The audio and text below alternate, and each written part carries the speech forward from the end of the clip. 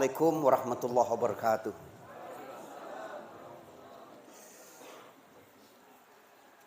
Materi yang akan kita paparkan hari ini, induknya moderasi beragama.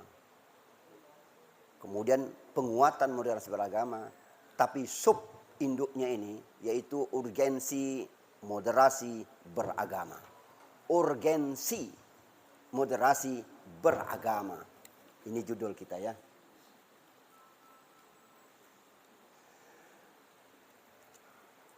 Kenapa itu disebut urgen? Penting moderasi ini dan agama ini.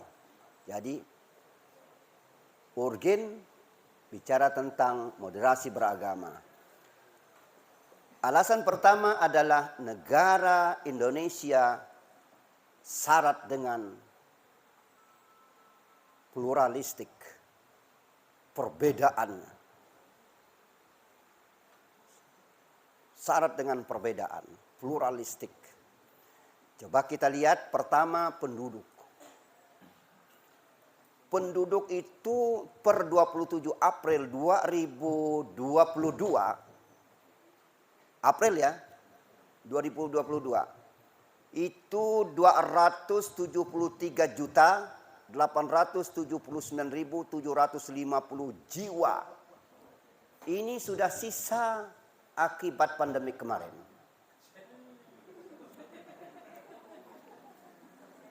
Tapi belum kita masukkan yang lahir dan yang pulang setelah April. Artinya pergeseran ini. Agama resmi ini ada 6. Kita urutkan yang paling banyak penganutnya saat ini. Muslim atau Islam. Kemudian Katolik, Kristen, Hindu, Buddha, dan Konghucu. Itu yang saat ini mungkin penganutnya ya, dari aspek penganutnya. Namun ada yang belum beragama dari sekian jumlah penduduk tadi. Itu ada 102.508 jiwa. Masih ada yang belum beragama. Padahal sudah ada 6 agama. Masuklah kamu dalam kotak satu-satu itu. Tapi ternyata masih ada ya. Masih 102.000. Banyak itu 102.000 itu. Tidak mampu. Kecuali kaya betul lah. Sekali kasih makan aja. Berapa itu? 102.508 jiwa yang belum beragama. Aliran kepercayaan. Dia bukan agama, tapi kepercayaan. Nah ini. Itu ada 187 aliran kepercayaan di Indonesia ini. Ada yang aliran kepercayaan, dia termasuk orang yang beragama. Ada yang orang yang tidak beragama, tapi hanya ada di aliran kepercayaan. Tapi yang sangat terkenal saat ini ada 7. 1, Kejawen. Itu di Jawa. 2, Sunda Wiwitan di Banten. 3, Parmalim itu suku Batak. 4, Merapu di Pulau Sumba. 5, Kaharingan di Pulau Kalimantan. 6, Aluk Todolo, Tanah Toraja. 7, Buhun, Jawa Barat. Jadi ada 187 tapi 7 yang amat terkenal. Dan saat ini sudah mengajukan kepada pemerintah berkali-kali. Saya 3 kali ikut membahas. Sejak zaman Lukman Hakim Sapiyuddin ya, Menteri Agama. Ada 2 aliran kepercayaan minta serius betul supaya dijadikan agama. Pertama Kaharingan Kalimantan dan yang kedua Kejawen Jawa. Yang saya ingat itu ya.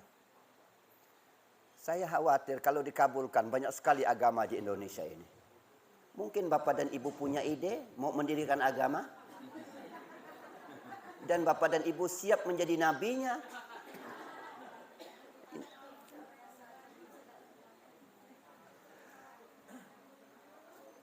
Pluralistik selanjutnya, bahasa daerah per Januari 2022 yang sudah terdaftar terlisting di nasional. Itu ada 718 bahasa daerah. Tapi kalau dihitung-hitung, Kalbar aja Pak Nasri ya, lebih 100 kayak ya. Hampir setiap kampung, setiap suku punya bahasanya sendiri. Apalagi nasional. Ini yang terdaftar di nasional. Terlisting di nasional 718 macam bahasa daerah. 6. Budaya per September 2021. Artinya 2 tahun yang lalu. Jadi ini statistik 2 tahun yang lalu. Ini budaya yang terlisting secara nasional ada 1239 jenis budaya yang ada di Indonesia ini yang telah diakui keberadaannya secara nasional. Kaya sekali Indonesia ini. Subhanallah. Ya. Suku yaitu pecahan dari etnis besar. Etnis besar itu kalau di Kalimantan itu apa? 1 Dayak, 2 Melayu, 3 Chinese atau Cina.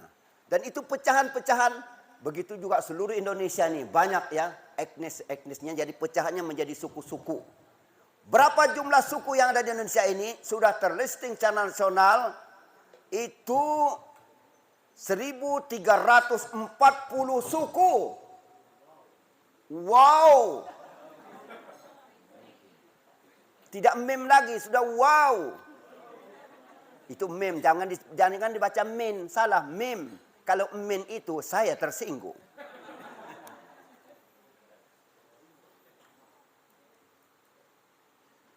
Organisasi kemasyarakatan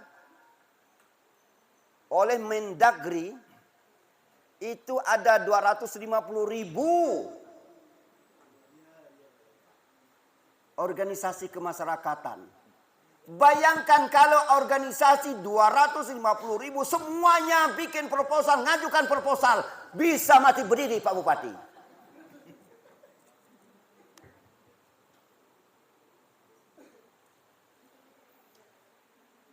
Organisasi keagamaan yang terkenal dan diakui dan di bawah pimpinan, di bawah binaan Kementerian Agama ada 18 organisasi.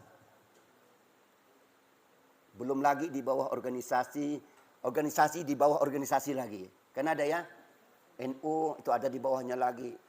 Majelis Ta'lim, macam-macam itu ya. Partai politik 2019 itu yang ikut meramaikan. Maksud saya ikut meramaikan berarti hanya meramaikan saja, tidak dapat apa-apa. Bahkan hilang apa-apa. Itu ada 12. Tapi sekarang 75 sudah berbadan hukum. Ikut 2024 ada kemungkinan kalau tidak ada aturan regulasi yang mengaturnya, 75 ikut semua nantinya. Nah, tapi mungkin ada aturan yang lain nanti. Apa yang ingin saya katakan di sini Bapak? Ayo, siapa yang tahu? Pluralistik berdasarkan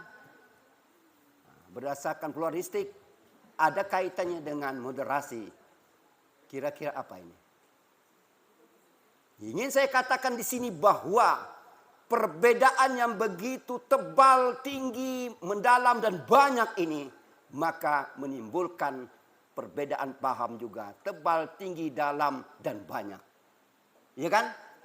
Dengan banyaknya perbedaan, banyaknya kelompok-kelompok membuat perbedaan juga makin banyak. Bayangkan kalau Indonesia tidak ada lem perekat penyatuan, tidak ada tali mengikatnya. Jadi apa Indonesia ke depan? Ayo ini harus paham ini. Harus paham kita ini. Maka Bapak dan Ibu, saya kasihan. Saya kasihan Pak. Hampir semua pimpinan negara kita ini disudahi dengan kehidupan su'ul khatimah di dunia. Tapi di akhir Allah yang ngatur. Su'ul khatimah berakhir dengan yang tidak memuaskan. Yang didemo oleh para mahasiswa, oleh para politisi, turun, tidak pakai tangga lagi. Ini tidak pakai aturan lagi. Hampir coba cek. Sejak pertama sampai terakhir. Ada nggak yang turun yang bagus? Hampir tak ada ya. Nah, jadi tapi di mata manusia su'ul khatimah. Tapi di mata Allah itu amalan masing-masing. Oleh karena itu melihat gejala-gejala begini, saya minta kepada para penyuluh agama jangan pernah bermimpi mau jadi presiden. Saya. Mudah-mudahan Pak Nasri juga begitu. Sama kita Pak ya. Saya, Pak Nasri, akan berjanji mulai saat ini akan berkata jujur, tidak siap menjadi presiden.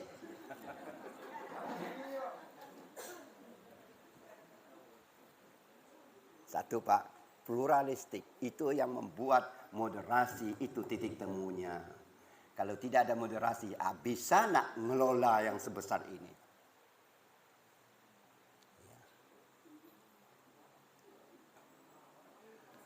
Fakta historis. Lanjut.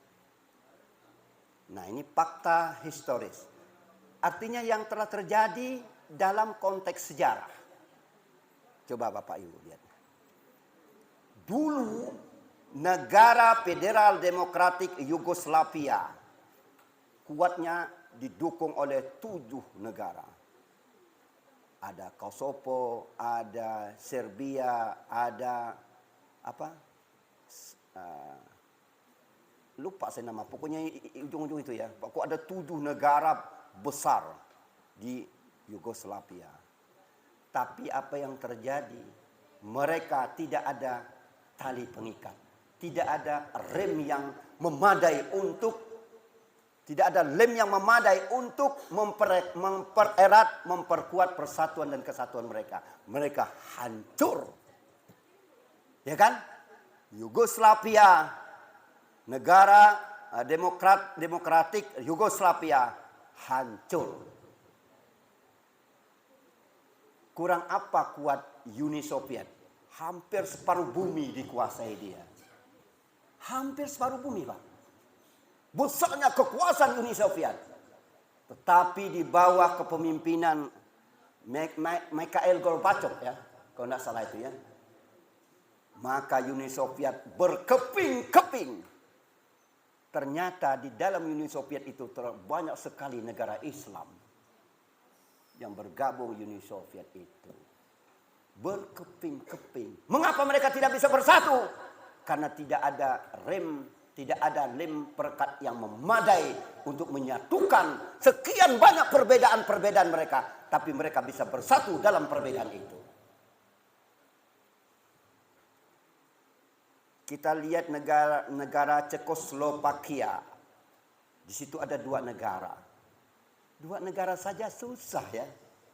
Itu juga hancur. Jadilah negara Ceko dan Slovakia. Jadi dipisah. Satu Ceko, satu Slovakia. Tapi waktu bersatu itu negara Cekoslovakia. 2 negara. Ya kan? Ya. Itu ya. Sekarang sudah masing-masing. Kenapa mereka tidak bisa bersatu? Kenapa? Karena tidak ada tali pengikat yang memadai. Lem perekat yang memadai. Mereka berpisah. Hanya 2 negara. Termasuk Jerman Barat dan Jerman Timur. Ya kan? Jerman Barat dan Jerman Timur. Tetapi hebat Jerman Barat dan Jerman Timur. Sekarang ini sudah taubat. Kembali bersatu lagi. Bisa ya. Timur Tengah rata-rata negara Islam. Juga berkeping-keping. Padahal kitabnya sama, cara sholatnya ngadap ke kiblatnya sama. Apalagi? Banyak sekali kesamaan. Tapi bisa berpecah, bisa pecah. Apa kurang kali ya? Apa kurang memahami kitab suci ya? Sehingga aku bisa berpecah. Pada kitab suci kamu harus harus berpegang teguh pada tali Allah dan jangan bercerai-berai. Kurang apa kitab suci? Tapi kenapa masih juga bercerai-berai? Bukan hanya bercerai, berai lagi. Kalau bercerai, palinglah suami istri. Ini cerai-berai, hancur berantakan. Hancur, oi. Ini persoalannya. Di Arab, negara-negara Timur Tengah, beberapa yang sudah porak-poranda. Padahal mereka dan kita ini baca kitabnya sama, kiblatnya sama, Tuhannya sama, Rasulnya sama. Tapi bisa berpecah belah. Afghanistan. Dia pernah berkata untuk Indonesia. Apa katanya? Kata Presiden Afghanistan. Indonesia hebat. Apanya yang hebat? Indonesia begitu banyak pluralistik. Begitu banyak perbedaan di Indonesia ini. Penduduknya banyak, agamanya banyak, aliran kepercayaannya banyak, bahasanya banyak, budayanya banyak, suku etnisnya banyak, organisasinya banyak, partainya banyak. Tapi Indonesia bisa bersatu. Sedangkan Afghanistan agamanya satu, pulaunya satu, bahasanya bahasa Arab semua satu. Hanya kapilah-kapilah saja yang dari etnis mereka menyebutkan kapilah-kapilah. Tapi kami tidak bisa bersatu. Pertanyaannya, kenapa Indonesia bisa bersatu? Ayo, siapa yang bisa jawab?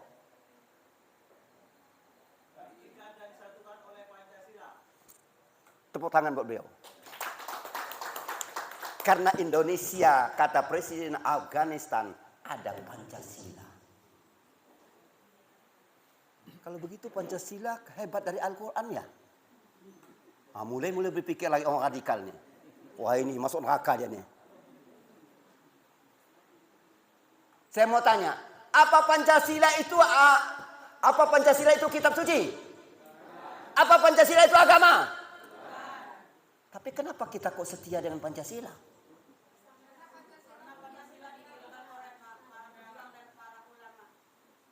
Ini udah paham betul ya nih. Udah masuk sehnya itu. Karena Pancasila itu, tapi saya belum puas, mau dengar jawaban yang lain lagi nih. Kenapa Pancasila itu? Dia bukan agama, dia bukan kitab suci, tapi Indonesia mayoritas banyak agama sangat setia kepada Pancasila. Mengapa? Mungkin ada tambahan yang lain. Ya, anak kita juga tahu. Kenapanya itu? Tadi sudah memulai. Ya, udah mulai buntu ya. Apa ya jawaban lagi ya? Ya, kita sepakat Pak. Kita sepakat. Kita lawan yang radikalnya. Kita lawan yang liberal. Kita berada pada prinsip moderasi. Prinsip orang yang moderat. Pancasila bukan agama. Pancasila bukan kitab suci. Tetapi Pancasila itu adalah, dia tidak bertentangan dengan agama, tidak bertentangan dengan kitab suci. Lalu posisi Pancasila di Indonesia ini adalah politik membumikan agama di Indonesia. Politik membumikan Islam di Indonesia. Saya serak-serak suara, tapi satu pun tidak ada yang tepuk tangan. Terima kasih. Tepuk tangan Bapak dan Ibu. Itu menunjukkan perut lapar. Itu ya. Negara Federal Demokrat Yugoslavia hancur. Dan seterusnya. Cekoslovakia juga hancur. Timur Tengah berantakan beberapa negara. Afghanistan mengakui Indonesia hebat. Karena ada Pancasila.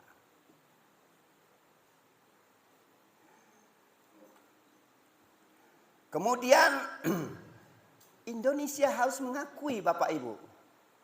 Indonesia ini bisa bersatu, mengapa? Karena para tokoh-tokoh kita, para pader-pader kita dulu, mereka ini berpikir kita dan bukan berpikir kami. Berpikir mereka dan bukan berpikir saya. Nah itu. Mereka berpikir kita, bukan berpikir kami.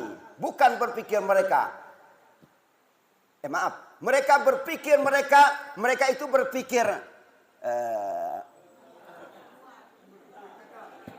bukan berpikir kami, bukan berpikir kita, bukan berpikir saya, tapi berpikir mereka. Yaitu siapa mereka? Indonesia. Ini rumus harus tahu ini. Orang yang moderat itu, prioritas yang ia pikirkan bukan memikir saya, bukan memikir kami, bukan memikir kita, tapi memikir Indonesia. Itu caranya. Bapak takut enggak, Pak? Ini kan ada kitab orang Jawa ya, saya lupa ya kemarin itu, yang dicetuskan oleh Prabowo itu. Dia bilang Indonesia ini bisa-bisa hancur. Kalau tidak salah kemarin itu ada yang ribut itu ya. Ramalan itu. Dia nyampaikan sebuah ramalan di sini. Joyo-boyo itu ya. Joyo-boyo betul, saya ingat tuh. Coba. Majapahit lebih kurang 100 tahun hancur. Diganti oleh Sriwijaya lebih kurang 100 tahun hancur. Zaman Sriwijaya itulah berkembangnya agama Hindu, Majapahit dan Sriwijaya, Hindu dan Buddha. Sampai ada beberapa monumen terkenal nasional sampai menjadi 7 keajaiban dunia, yaitu Candi Borobudur. Di bawahnya ada Candi Prambanan, Candi Mendut dan macam-macam. Ini di luar akal manusia mereka bisa bikin. Saking jayanya agama Hindu dan Buddha ketika itu. Tapi hancur 100 tahun lebih kurang. Ini kita berapa tahun ya Pak? 76 tahun. 24 tahun lagi, hati-hati. Maksud saya hati-hati. Itu bisa terjadi kalau tidak ada lem perekat yang memadai mengikat. Tadi yang kuat mengikat bangsa ini yang begitu banyak pluralistik itu. Nah, coba. Jadi jangan bangga jadi orang yang radikal. Jangan bangga menjadi orang yang kayak orator. Tapi kadang-kadang Allahu Akbar itu diucapkan bukan hanya waktu sholat dan bukan waktu perang, waktu yang biasa Allahu Akbar. Allah. Sekali lah Allahumma shalli ala sayyidina Muhammad. Begitu lah. Ini ciri khas itu yang suka ucapkan Allahu Akbar di luar. Kalau waktu perang itu Allahu Akbar. Ini kita waktu damai gini-gini nih. Allahumma shalli ala sayyidina Muhammad. Begitu. Itu enak. Allahu Akbar itu waktu sholat. Nah, utamanya, bagusnya gitu ya. Ya tapi ya nilai rasa lah ya, nilai rasa silakan. Tapi nilai rasanya itu waktu sholat, waktu perang, itu bagus. Tapi kalau waktu damai begini, kalau Allahu Akbar dengan suara nyaring, siapa yang mau diangkat semangat lagi? Kita sudah bersemangat luar biasa moderasi ini. Nah itu Bapak dan Ibu sekalian. Kita kalau sayang dari Indonesia, jangan sampai seperti negara Yugoslavia, Uni Soviet, Czechoslovakia, di negara-negara beberapa negara Timur Tengah, Afghanistan, negara kita harus saat ini tidak ada pilihan lain. Harus moderasi beragama. Kenapa moderasi itu lalu agama menjadi sasarannya? Sebab orang kalau disentuh soal agama, dia tidak pernah memikirkan ekonomi, tidak pernah memikirkan hukum, tidak pernah memikirkan politik. Bahkan jiwa dia tidak dipikirkan. Ya bela agama. Betul nggak? Gitu. Kalau bicara agama, mati mau. Sebab apa? Masuk surga. Tapi coba bicara ekonomi, tunggu dulu. Aku masih ada kebun sawit yang lain.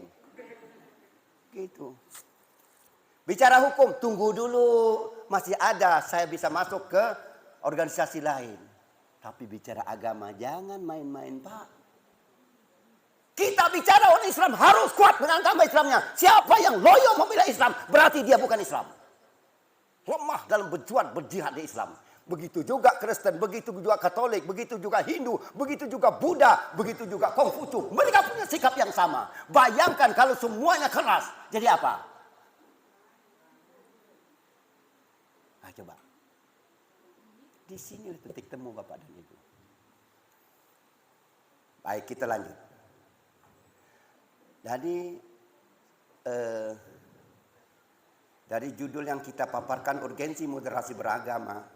Selanjutnya bagaimana konsep agar moderasi agama itu dapat dibumikan di Indonesia, yaitu konsep persatuan. Kita merujuk, belajar filosofi atau konsep persatuan itu seperti apa sih? Coba lihat Pak. Kokoh bangunan karena bersatu. Betul enggak? Ini apa ya? Ini rumah ini gedung ini. Gedung ini berdiri, apa dia sendiri kah berdiri? Dia terdiri dari 1 besi, 2 semen, 3 pasir, 4 air penyatunya itu. Cari. Coba kalau misalnya gedung ini berdiri dari air aja. Apa ini? Kayak sungai. Berdiri dari semen saja. Biar kuat semen pun tidak kuat. Besi saja. Siapa mau masuk ke gedung besi ya? Tapi jadi beton, jadi tonggak, menjadi tiang yang kuat. Dia bersatu. Semen, pasir, batu. Apalagi? Air. Diikat. Disatukan oleh air di situ. Maka jadilah tiang yang kokoh. Kuat gedung. Hotel. Masjid. Bangunan-bangunan yang megah. Karena bersatu dari macam-macam parsial-parsial. Membuat suatu kekuatan. Inilah gambaran. Jangan alergi dengan perbedaan kita yang begitu banyak. Kalau perbedaan itu kita kelola dengan baik. Itu menjadi kekayaan, kekuatan bangsa yang tidak bisa dikalahkan. Saya ingin katakan Pak. Saya tidak usah katakan yang lain. Cukup agama saja. Indonesia kaya dengan 6 agama. Di dunia ini, yang begitu banyak penganutan itu juga termasuk 6 agama itu. Terjadi misalnya penyerangan terhadap agama Konghucu. Indonesia yang harus membela Indonesia, agama apa? Konghucu. Kata Konghucu, hei kalian jangan nyerang ya dari daratan Cina. Jangan. Di Indonesia ini ada banyak agama Konghucu. Mundur lagi. Datang dari Eropa atau dari India, ingin nyerang agama Hindu, agama Buddha. Hei, kata orang Hindu, kata orang Buddha, jangan serang Indonesia, sebab di Indonesia banyak agama Hindu, banyak agama Buddha. Kalian jangan membunuh kami, sebab kalian dan kami sama. Tidak jadi, mundur. Begitu dari Eropa, dari Amerika datang, menyerang, ingin menghancurkan Indonesia. Apa kata yang kita tampil ke depan ini? Siapa yang tampil? Agama Kristen, agama Katolik. Maju ke depan, bela. Jangan serang Indonesia. Di Indonesia ini banyak sekali agama Katolik, banyak sekali agama Kristen. Mundur, kalian mundur. Bayangkan tuh, kita punya modal Pak. Begitu ada lagi nyerang Islam. Apa kata Indonesia? Mundur kalian, mundur. Di Indonesia ini mayoritas Muslim. Tolong jangan diserang. Kita ini bersaudara. Mundur semua Pak. Modal pembangunan dan modal sosial yang luar biasa perbedaan ini. Asal pandai mengelolanya. Bisa dipahami yang saya sampaikan ini? Jangan kita alergi dengan mereka. Biarkan aja. Konghucu biarkan saja. Satu saat Cina nyerang. Konghucu tampil ke depan. Tidak jadi Cina nyerang. Sebab ada orang kita di situ.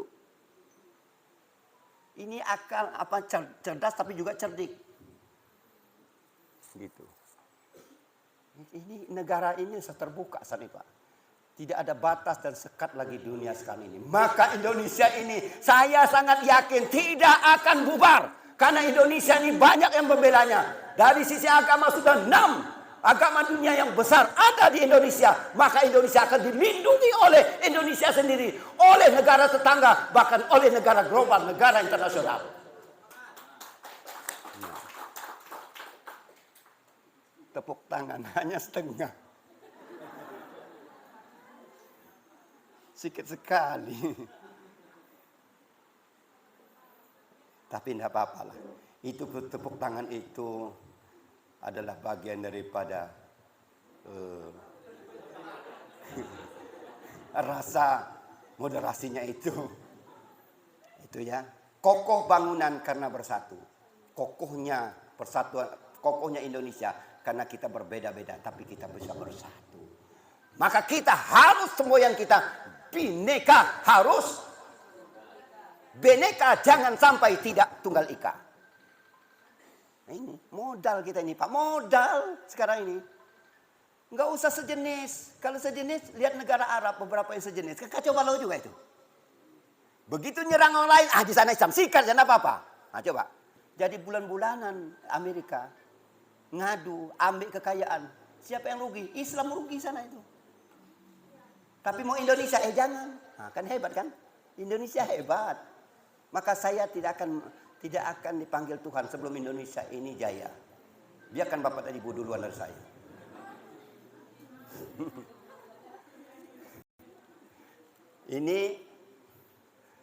Ini ramalan luar biasa Pak. Tahun 2035-2050 Indonesia ini menjadi 3 besar kekuatan dunia. Karena Indonesia ini karena pluralistik tadi membuat Indonesia jadi kuat.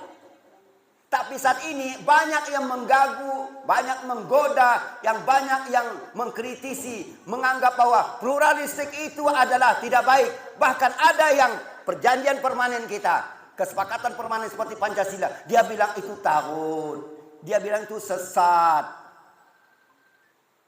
Nah Bapak dan sekalian. Kemudian konsep persatuan, yaitu satu kelebihan dikalahkan banyaknya kelebihan. Kita punya kelebihan satu.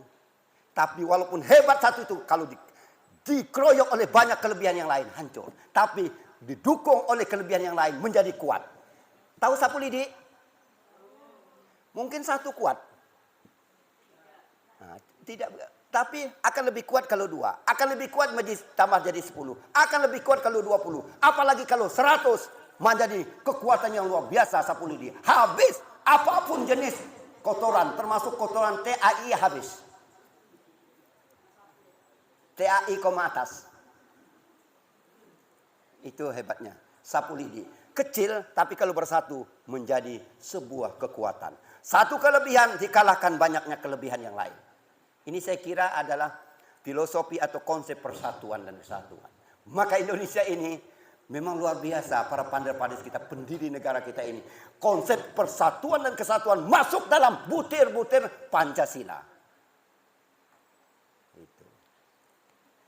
Kemudian konsep persatuan adalah min plus bersatu melahirkan energi. Yang saya pegang ini Pak, Ibu. Saya tanya, kenapa bisa bunyi?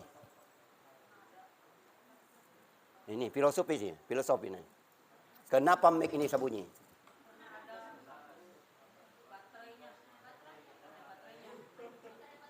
Kalau baterainya misalnya tidak hidup gimana? Nah, mic ini bisa, saya yakin kun ada yang bisa jawab ini ya. Yuk, angkat tangan, saya minta jangan angkat kaki. Kalau angkat kaki berarti pulang. Kenapa mic ini bisa bunyi? Ini jawaban waktu saya SD dulu. Ada baterainya. Kalau baterainya tersuak, bunyi enggak? Nah, berarti masih lemah jawabannya. Ayo, sebenarnya ini enggak bisa ya? Iya, ya, tidak konslet, tetap pasti hidup. Nah, sekarang kenapa membuat ia konslet itu apa? Ada strom. Nah, stromnya hidup apa? Sekarang kenapa strom bisa ada? Ada, sekarang listrik ada. Nah, padahal udah saya sebutkan tadi. Ini Bang, ini. Nih. Coba kalau play semua, hidup enggak? Coba min semua, hidup enggak? Nah, maka dia membuat jadi hidup karena ada min plus. Kita ini berbeda-beda, membuat kita menjadi hidup. Kita ini berbeda-beda, membuat Indonesia menjadi kuat. Itu. Ini penata nasional ini.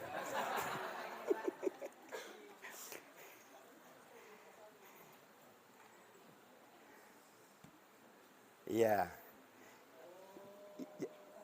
Jadi Indonesia ini harus belajar dari filosofi listrik. Filosofi Max.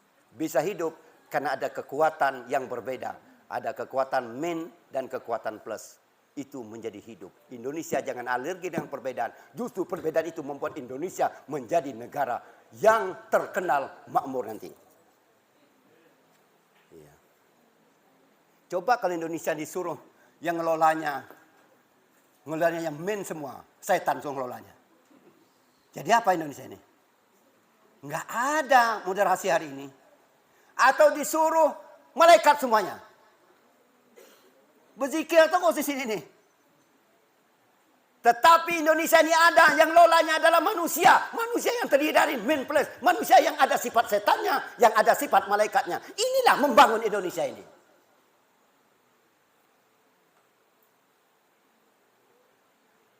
Terakhir. Statement atau pernyataan pengungkit. Bagaimana mengungkitkan spirit kita untuk menggerakkan moderasi beragama. Pertama Bapak Ibu ya. Satu, fakta sejarah, referensi kepastian untuk tidak diabaikan. Tolong pahami betul-betul. Fakta sejarah merupakan referensi kepastian untuk tidak diabaikan. Sejarah mana tadi? Sejarah Uni Soviet, sejarah Yugoslavia, Czechoslovakia, dan negara Arab termasuk yang lain-lainnya. Mereka kenapa tidak bisa bersatu? Karena tidak ada lem perekatnya. Kita sudah ada lem perekat di Indonesia ini, yaitu Pancasila. Ada yang lebih hebat lagi, didukung yang lain lagi. Lem perekat Indonesia ini adalah PBNU.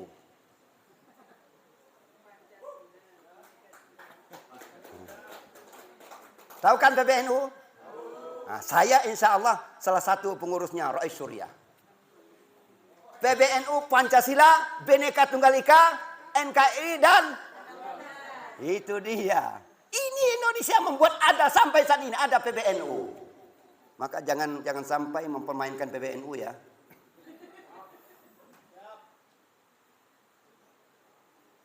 Statement pengungkit yang kedua, arogansi sektoralitas adalah cara efektif membangun harimau tidur. Yuk pahami baik-baik ini. Saya ngajak Bapak dan Ibu sedikit bahasa yang agak arogansi sektoralitas. Kita berpikir aku, berpikir saya, berpikir kami, berpikir kita. Tidak berpikir mereka, tidak berpikir Indonesia. Ini yang membuat bisa membangun harimau tidur. Jadi jangan pernah berpikir kita berpikir Islam saja. Kita pikir juga umat yang lain. Tapi dari sisi yang boleh dipikirkan. Tapi soal akidah dan ibadah jangan mikir itu. Itu masing-masing beda. Tapi soal sosial budaya kita boleh bersama. Clear? Begitu. Ini tugas para penyuluh ini. Iya. Arogansi sektoralitas adalah cara efektif membangun harimau tidur. Ayo. Siapa yang arogansi? Ini yang segala radikal. Ini sektoralitas itu. Yang radikal itu. Dia sendiri yang masuk surga. Macam pernah pergi ke surga. Sikit-sikit orang haram, sikit-sikit orang neraka. Padahal kitab suci ini lihat dulu. Jangan sampai ayat sembarang tempat meletakkannya. Ayat yang ayat perang dibawa ke ayat damai. Mana bisa? Asbabun nuzul dan seterusnya. Maka harus ahli tafsir. Sesungguhnya agama itu adalah membuat orang damai, bukan membuat orang kacau. Tapi orang kacau, ini berarti dia agamanya belum sempurna. Kenapa? Kata agama itu disepakati oleh semua agama. Tidak agama kacau. Agama artinya tidak kacau. Maka kalau orang ada kacau dalam politiknya, kacau ekonominya, kacau budayanya, kacau pemahamannya, kacau bernegaranya, kacau. Maka dia sesungguhnya belum pengamalan agama yang baik. Tiap hari susah mikir ke orang lain. Tidak pernah mikir dia sendiri. Aku ini benarnya paham aku ini. Coba. Kita harus sekarang bagaimana konsen membangun negara ini. Kita kalau tidak salah dalam surah Yasin. Surah Yasin itu wa asarahum. Bagaimana kita meninggalkan bekas-bekas sebanyak-banyaknya. Bekas-bekas positif untuk generasi yang berikutnya. Jadi ayo kita ciptakan apapun bekas-bekas. Inna nahnu nuhyil mauta wa naktubu ma qaddamu wa asarahum wa kullu shay'in ahsaynahu fi imamin mubin. Surah Yasin ayat berapa itu? Ini nampaknya para penyuluh agama di sini bukan tahfiz nampaknya. Ada.